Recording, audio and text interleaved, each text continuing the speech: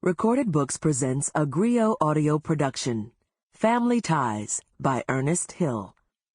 This unabridged recording is narrated by Korey Jackson. This book is copyrighted 2010 by Ernest Hill.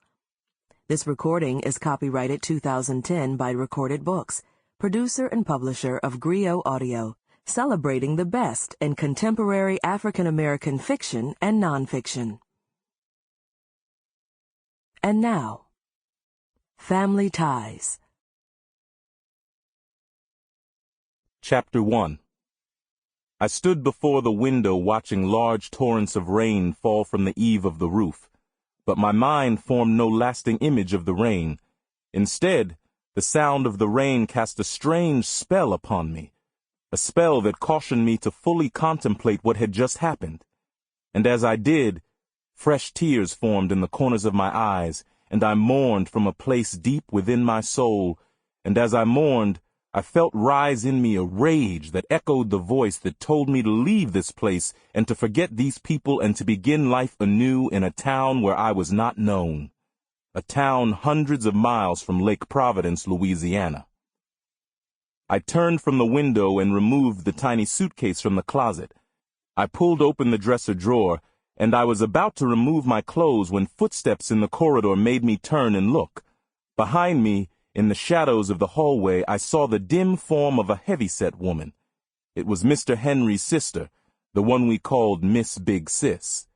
She eased forward, and I could see that she was still wearing the long black dress and wide brim hat she had worn at the funeral. She made it to the doorway, then stopped. She looked at me. Our eyes met.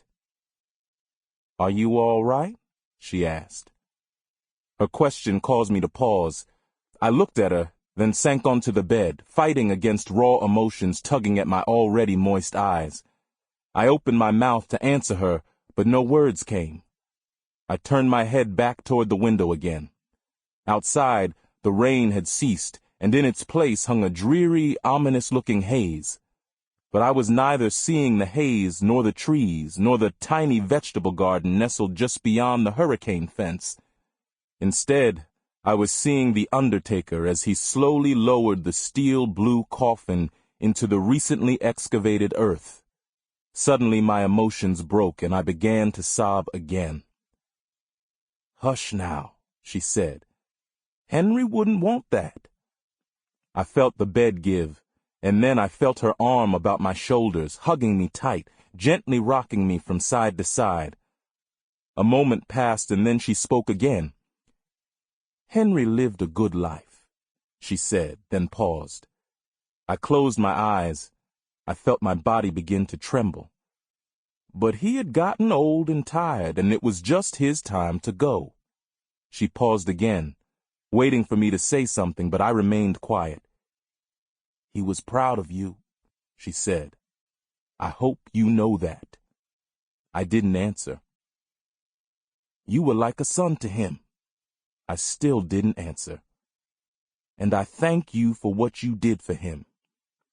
Suddenly a lump filled my throat. I opened my eyes and looked at her. "I didn't do anything," I said. "Yes, you did." "No, ma'am, I didn't." "You did," she said. "Before he closed his eyes, you allowed him to see his dream, and I thank you for that." I didn't answer. I couldn't. "But now there's something I want you to do for me," she said.